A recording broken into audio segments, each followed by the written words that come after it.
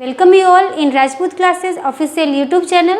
I am Jyoti Mishra welcoming you again in our science video lesson.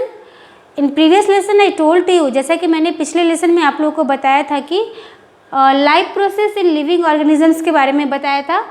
अभी इस lesson में, आज के वीडियो लेसन में हम पढ़ेंगे हम रेस्पिरेटरी सिस्टम किस लेवल पे करते हैं हमारा बॉडी, एंड एरोबिक रिस्पिरेशन क्या है, एनारोबिक रिस्पिरेशन क्या है, और ग्लाइकोलाइसिस क्या होता है। So let's start. Okay, so today we are going to learn aerobic respiration, anaerobic respiration and glycolysis. In living organism, respiration occurs at two levels, as body level and cellular level. हमारे body में जो respiratory system होता है, जो हमारी body breathing system जो अक्योर्स होता है हमारी बॉडी में, वो टू लेवल पे होता है, एक बॉडी लेवल पर और दूसरा सेलुलर लेवल पर। Oxygen and carbon dioxide are exchanged between body and surroundings in case of respiration occurring at body level. अब ये बॉडी लेवल पे हमारा बॉडी रेस्पिरेटरी सिस्टम कैसे करता है वो मैं बताती हूँ आप लोगों को। जब हमारा बॉडी लेवल पर रेस्पिरेटरी सिस्टम करता है तब जो हम इनहेल और एक्सेल करते हैं, मतलब कि हमारा ब्रीदिंग सिस्टम और हमारे सराउंडिंग्स में जो एयर है उसके बीच में कॉम्बिनेशन होता है, उसके बीच में कांटेक्ट होता है, उसके बीच में इंटरैक्शंस होता है। मतलब कि बॉडी लेवल रेस्पिरेशन में हम जो इनहेल और एक्सेल करते हैं, मतलब कि सराउंडिंग से हम ऑक्सीजन लेते हैं और रिलीज़ करते हैं कार्बन डाइऑक्साइड। यहाँ पर एक को रिलेशन हो गया, किससे? हमारी बॉडी से, हमारे रेस्पिरेटरी सिस्टम से और सराउंडिंग से। यहाँ पर एक पर्सन जो रेस्पिरेटरी सिस्टम को प्रोसीड कर रहा, वो उस सराउंडिंग से इंटरैक्ट हो रहा जहाँ से हम ऑक्सीजन ले रहे हैं। मतलब कि इन सिंपल वे मैं आपको बताना चाहूँगी कि इस सिस्टम में, बॉडी लेवल के जो सिस्टम होता है, इसमें जब हम रिस्पिरेशन करते हैं तो एक पर्सन ब्रीदिंग सिस्टम सराउंडिंग से लेकर के ऑक्सीजन और कार्बन डाइऑक्साइड को रिलीज़ करता है और सराउंडिंग और खुद के बीच में एक कोरिलेशन बनाता है। तो बॉडी लेवल पर जो रिस्पिरेशन होता है उसमें हम सराउंडिंग से इंटरैक्ट करते हैं, मतलब इनहेल और एक्सेल का जो प्रोसेस करते हैं वो हम एक कोरिलेशन बनाते हैं, किसके बीच में? एक सराउंडिंग्स के बीच में और हमारे बीच में। In case of respiration at cellular level, foodstuffs are oxidized either with or without help of oxygen. अभी हम सेकेंड जो मैंने लेवल आपको बताया वो है सेलुलर लेवल पर। सेलुलर लेवल पे जो रिस्पिरेशन होता है, दोनों का रिलेशन एनर्जी से है। दोनों का रिलेशन, जो कि दोनों लेवल का जो रिलेशन है रेस्पिरेशन का, बॉडी लेवल और सेलुलर लेवल, दोनों का रिलेशन है ऑक्सीजन ट्रांसपोर्ट करना हमारी बॉडी में। दोनों का फोकस एक ही है हमारी बॉडी में, दोनों का पॉइंट ऑफ व्यू एक ही है, दोनों का फंक्शन एक ही है, बट लेवल दोनों के अलग है। जैसा कि मैंने बताया आप लोगों को कि बॉडी लेवल पर हम इंटरेक्ट करते हैं सराउंडिंग से इनहेल और एक्सेल करके, लेकिन सेलुलर रिस्पिरेशन में, सेलुलर लेवल के रिस्पिरेशन में जो हम फूड खाते हैं, जो हम खाना खाते हैं, वो यूटिलाइज्ड या तो यूटिलाइज होकर के एनर्जी में कन्वर्ट होता है, या प्रेजेंस ऑफ ऑक्सीजन या एब्सेंस ऑफ ऑक्सीजन, ऑक्सीजन के प्रेजेंस में या फिर ऑक्सीजन ना हो तभी भी जो फूड है वो यूटिलाइज होकर के एनर्जी में कन्वर्ट होकर के हमें एनर्जी देता है और उससे हमारी जो वर्क जो होती है वो प्रोसीड होता है। Okay, so body level means interactions with connection with the surroundings, and cellular level जो कि हमारी सेल में होता है, एक ऐसा रिस्पिरेशन जो सेल में होता है, किसके थ्रू? न्यूट्रिशन के थ्रू, जो हम फूड खाते हैं और जो यूटिलाइज होता है। यहाँ पे मैंने आप लोगों को बताया कि जो फूड यूटिलाइज होता है और कन्वर्ट होता है एनर्जी में, वो हमें वर्क करने के लिए एनर्जी देता है। मतलब कि यहाँ पर सेलुलर रिस्पिरेशन डायरेक्टली सेल में हो रहा, और ये जो बॉडी लेवल पर जो हो रहा वो हम सराउंडिंग से इनहेल और एक्सेल करके करते हैं। ये दोनों हो गया डिफरेंस बॉडी लेवल का रिस्पिरेशन का और सेलुलर लेवल रिस्पिरेशन का। Carbohydrates of the food that we consume every day are mainly utilized for production of energy required for daily need. Now, जितना हम डेली खाना खाते हैं, जैसा कि मैंने आप लोगों को पहले ही बताया है कि न्यूट्रिएंट्स हमारे बॉडी में सिर्फ एक ही न्यूट्रिएंट्स की इंपॉर्टेंस नहीं है। Carbohydrates, proteins, vitamins, fats, minerals, fibres, everythings are needed for our body. So now, जैसा कि मैंने आप लोगों को प्रीवियस लेसन में कल बताया था कि जो कार्बोहाइड्रेट्स है वो मेन सोर्स ऑफ एनर्जी है हमारे न्यूट्रिएंट्स में। मतलब कि इम्पोर्टेंस सभी न्यूट्रिएंट्स की है, बट यहाँ पे जो कार्बोहाइड्रेट्स है वो ज़्यादा एनर्जी 4 किलो कैलोरी एनर्जी हमारी बॉडी को, maximum part of the energy जो है वो कार्बोहाइड्रेट्स देता है। तो यहाँ पर आई मीन टू से, मेरा ये कहना है कि कार्बोहाइड्रेट्स जो है वो हमें ज़्यादा एनर्जी देता है, इसलिए हमारे फूड में कार्बोहाइड्रेट्स का परसेंटेज थोड़ा ज़्यादा होना चाहिए एज अ बैलेंस डाइट, जैसे कि चपाती, rice, whatever. So, carbohydrates of the food that we consume every day are mainly utilized for production of energy required for daily need. जो हम कार्बोहाइड्रेट्स बैलेंस डाइट में खाते हैं तो वो कार्बोहाइड्रेट्स यूटिलाइज होकर के और एनर्जी में कन्वर्ट होकर के हमारे सेल्स को एनर्जी देता है, हमारी बॉडी को एनर्जी देता है। This energy is obtained in the form of ATP. अब ये कार्बोहाइड्रेट्स नहीं हमें एक्सटर्नली डायरेक्टली दिखता है, नहीं हमारे फूड में डायरेक्टली दिखता है, बट जब भी हमारी बॉडी में एज अ फूड जाता है तो ये प्रेजेंस ऑफ ऑक्सीजन यूटिलाइज होता है। फूड जो है, अभी ये फूड हमारी बॉडी में कन्वर्ट कैसे होता है एनर्जी में, ये स्मॉल स्मॉल पीसेस में ब्रेक डाउन होता है, डाइजेस्ट सिस्टम प्रोसीड करता है इसको, उसके बाद ऑक्सीजन के प्रेजेंस में ये एनर्जी में कन्वर्ट होता है। अगर ऑक्सीजन यहाँ पे नहीं रहेगा तो वो फूड ब्रेक डाउन नहीं होगा और ये एनर्जी में कन्वर्ट नहीं होगा। तो यहाँ पर ये जो फूड है वो डायरेक्टली एनर्जी में कन्वर्ट नहीं होता है। This energy is obtain in the form of ATP. It is the, जब कार्बोहाइड्रेट्स जो है वो एनर्जी में कन्वर्ट होता है हमारी बॉडी में तो ये कौन से फॉर्म में कहलाएगा, एटीपी फॉर्म में कहलाएगा। For this purpose, glucose, a type of carbohydrates, oxidize step by step in the cells. जैसा कि मैंने आप लोगों को बताया है कि हमारा जो सेलुलर रेस्पिरेशन प्रोसेस होता है वो कहाँ पर होता है, सेल्स में होता है, हमारी बॉडी में डायरेक्टली नहीं होता है, वो सेल में जा कर के, cell is a fundamental unit जो कि सबसे स्मॉलेस्ट यूनिट है हमारी बॉडी में, जिससे हमारी बॉडी कन्वर्ट होती है, बनती है।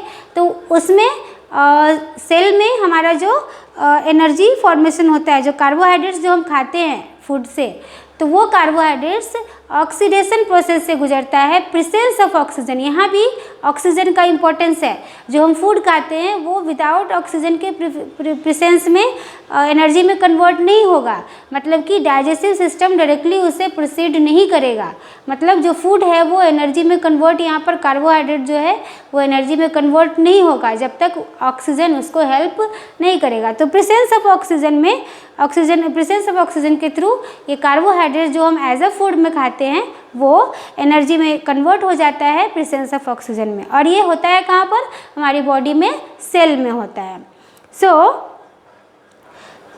This is called a cellular respiration. Look here, cellular respiration means what, ऐसा रिस्पायरेशन जो सेल में होता है with the presence of oxygen.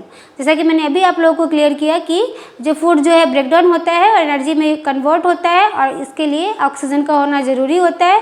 ये डायरेक्टली हमारे बॉडी में नहीं होता है, ये डाइजेस्टिव सिस्टम के थ्रू सेल में होता है। क्योंकि ये सेल में होता है और प्रेजेंस ऑफ ऑक्सीजन के में होता है, इसीलिए ये प्रोसेस सेलुलर रिस्पायरेशन कहलाएगा। ओके, सो सेलुलर रिस्पायरेशन हमारे सेल में होता है, प्रेजेंस ऑफ ऑक्सीजन में होता है। So cellular respiration occurs among the living organism by 2 methods. ये जो सेलुलर रिस्पायरेशन होता है वो हमारे लिविंग ऑर्गेनिज्म में, हमारी बॉडी में, लिविंग थिंग्स में 2 मेथड्स में होता है। फर्स्ट मेथड होता है एरोबिक रिस्पायरेशन, सेकेंड मेथड होता है anaerobic respiration. Those 2 methods are aerobic respiration, means aerobic respiration में ऑक्सीजन हेल्प करता है। ऑक्सीजन का होना इस रिस्पायरेशन में, ऑक्सीजन का होना ज़रूरी है, इम्पॉर्टेंट है। Without oxygen aerobic respiration complete नहीं होगा। और एनारोबिक रिस्पायरेशन में ऑक्सीजन का होना ज़रूरी नहीं है। Means I mean to say that in aerobic respiration it is most important that the presence of oxygen, and in anaerobic respiration oxygen is not important, it occurs without the oxygen also. So those 2 methods are aerobic respiration, oxygen is involved in this, and anaerobic respiration, oxygen is not involved. In aerobic respiration glucose is oxidized in 3 steps. Now जैसा कि मैंने आप लोगों को बताया कि जो food होता है जो हम खाते हैं वो न्यूट्रिशन को एनर्जी में कन्वर्ट कैसे करता है, प्रेजेंस ऑफ ऑक्सीजन और सेल में। तो यहाँ पर एरोबिक रिस्पायरेशन में क्या हो रहा प्रोसेस, ऑक्सीजन के प्रेजेंस में जो रिस्पायरेशन हो रहा। अब यहाँ पर ये जो एरोबिक रिस्पायरेशन है वो 3 मेथड में प्रोसीड करता है हमारी बॉडी में। डायरेक्टली ये हमारी बॉडी में प्रोसीड नहीं होता है, method and step by step हमारी बॉडी में ये प्रोसीड करता है। तो इसके लिए एरोबिक रिस्पायरेशन जो होता है वो 3 स्टेप में प्रोसीड होता है। फर्स्ट स्टेप है ग्लाइकोलाइसिस। फर्स्ट स्टेप है जो कि एरोबिक रिस्पायरेशन 3 स्टेप में प्रोसीड करता है हमारी बॉडी में, और फर्स्ट स्टेप है ग्लाइकोलाइसिस। तो हम ग्लाइकोलाइसिस के बारे में जानेंगे अभी। Glycolysis, process of glycolysis occurs in cytoplasm. ये जो ग्लाइकोलाइसिस प्रोसेस है वो साइटोप्लाज्म में परफॉर्म करता है, और a molecule of glucose is oxidized step by step in the process, and 2 molecules of each pyruvic acid, ATP, NADH2 and water are formed. अभी glycolysis process जो होता है वो सो एरोबिक रिस्पायरेशन 3 स्टेप में हमारी बॉडी में प्रोसीड करता है। ग्लाइकोलाइसिस एक फर्स्ट स्टेप है जो कि एरोबिक रिस्पायरेशन को प्रोसीड करने में हेल्प करता है। तो process of glycolysis occurs in cytoplasm. अब ये ग्लाइकोलाइसिस प्रोसेस कहाँ पर होता है हमारी बॉडी में? साइटोप्लाज्म में होता है। जैसा कि मैंने आप लोगों को बताया कि ऑक्सीजन के प्रोसेस में सेल में होता है, और ओबियसली साइटोप्लाज्म में परफॉर्म करेगा, जो कि सेल का एक मेन पार्ट है। A molecule of glucose is oxidized step by step in this process and 2 molecules of each pyruvic acid। अब ये ग्लाइकोलाइसिस प्रोसेस में कुछ न्यू प्रोडक्ट फॉर्म होगा। अब वो न्यू प्रोडक्ट क्या है? 2 molecules of NADH2। NADH2 के 2 molecules प्रोड्यूस होता है, एंड 2 molecules of CO2। ये दोनों रिलीज होता है in glycolysis process. A molecule of glucose is oxidise step by step. अब यहाँ पर ऑक्सीडेशन प्रोसेस होता है, क्योंकि यहाँ पर ऐसे कोई भी प्रोसेस जहाँ पे ऑक्सीजन प्रेजेंस हो और ऑक्सीजन का हेल्प हो रहा होगा तो हम उसे ऑक्सीडेशन प्रोसेस में बोलते हैं। यहाँ पे जो ग्लाइकोलाइसिस प्रोसेस हो रहा है, यहाँ पर भी एनर्जी कन्वर्सन का प्रोसेस हो रहा है in the presence of oxygen. तो यहाँ पर ग्लूकोज जो है, हमारी जो बॉडी में जो कार्बोहाइड्रेट या फिर जो भी एनर्जी है उसे हम ग्लूकोज के रूप में लेते हैं। तो ये जो ग्लूकोज है वो यहाँ पर ब्रेक डाउन होता है। ग्लाइकोलाइसिस प्रोसेस में ग्लूकोज जो है वो साइटोप्लाज्म में जाकर के ब्रेक डाउन होता है, और 2 molecules of NADH2 and 2 molecules of CO2 release करता है। A molecule of glucose is oxidized step by step in this process and 2 molecules of pyruvic acid, ATP, NADH2 and water are formed। अभी यहाँ पर जैसा कि मैंने आप लोगों को बताया कि 2 molecules NADH2, 2 molecules of CO2 और वाटर ये रिलीज होता है, प्रोड्यूस होता है, और ऑक्सीडेशन के बाद ये जो ग्लूकोज है वो स्मॉल स्मॉल पीसेस में ब्रेक डाउन होकर के in the presence of oxygen हमें एनर्जी के रूप में कन्वर्ट होकर के हमें एनर्जी देता है। ओके, तो सेलुलर रिस्पायरेशन 3 स्टेप में प्रोसीड करता है हमारी बॉडी में। फर्स्ट स्टेप ग्लाइकोलाइसिस, जैसा कि मैंने आप लोगों को बताया कि ग्लाइकोलाइसिस साइटोप्लाज्म में होता है इन द सेल, एंड इससे क्या प्रोड्यूस होता है?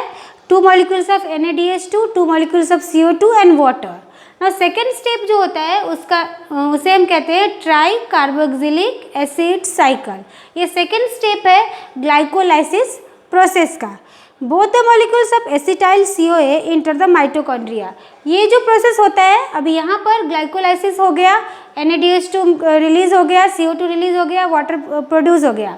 अभी यहाँ पर सेकेंड स्टेप में जाता है। ये second step try carboxylic acid cycle. यहाँ पर ये जो प्रोसेस होता है माइटोकॉन्ड्रिया में होता है। Both the molecules of acetyl CoA enters the mitochondria. अभी यहाँ से ये माइटोकॉन्ड्रिया में इंटर करेगा। Cyclic chain of reactions called as tricarboxylic acid cycle is operated in the mitochondria. क्योंकि यहाँ पर एक ट्राई साइकिल होता है, मतलब कि CO2, H2O, NADH2 और FADH2 ये एक दूसरे से रिएक्शंस करता है, एक ट्रायंगल में ट्राईसाइक्लिंग वे में इंटरैक्ट करता है, और ये होता है माइटोकॉन्ड्रिया में। तो अभी यहाँ पर cycling chains of reactions called as tricarboxylic acid cycle is operated in the mitochondria, and acetyl part of acetyl CoA is completely oxidized through this cyclic process। अभी यहाँ पर ये जो कन्वर्ट हुआ NADH2 और CO2 और H2O ये totally oxidise होता है। इस सेकेंड स्टेप में ये जो NADH2 और ATP हमें जो मिला है, फर्स्ट स्टेप में हमें क्या मिला? NADH2 और ATP और CO2 एंड वाटर। अभी यहाँ पे सेकंड स्टेप में इंटर कर गया। सेकंड स्टेप कहाँ पे हो रहा है? माइटोकॉन्ड्रिया में हो रहा है। जैसा कि हमें पता है कि माइटोकॉन्ड्रिया जो है वो एनर्जी स्टोरर है। तो अब ये process try carboxylic acid cycle mitochondria में प्रोसीड होता है। ये एक ट्रायंगल तीन के बीच में साइक्लिंग प्रोसेस होता है और यहाँ पे एनर्जी का कंप्लीटली ऑक्सीडेशन प्रोसेस होता है। ऑक्सीजन के प्रेजेंस से कंप्लीटली ऑक्सीडाइज होकर के और हमें एनर्जी देता है। सो एसिटाइल पार्ट ऑफ, अभी यहाँ पे जैसे मैंने आप लोगों को बताया कि फर्स्ट स्टेप में हमें NaDH2 और एसिटाइल पार्ट जो मिला है CO2 और H2O, वो टोटली ऑक्सीडेशन प्रोसेस से गुजरेगा माइटोकॉन्ड्रिया में। यहाँ पे जाने के बाद CO2, H2O, NaDH2 and FADH2, एक न्यू प्रोडक्ट हमें मिला यहाँ पर FADH2, और कंप्लीटली ऑक्सीडेशन प्रोसेस यहाँ पे कंप्लीट हुआ। और ये प्रोसेस कहाँ पे हुआ? माइटोकॉन्ड्रिया में। अभी थर्ड स्टेप, ग्लाइकोलाइसिस का थर्ड स्टेप हम नेक्स्ट लेक्चर में पढ़ेंगे। I hope you all understood this concepts whatever I taught to you. If you like this video, then subscribe, like and share. Thank you.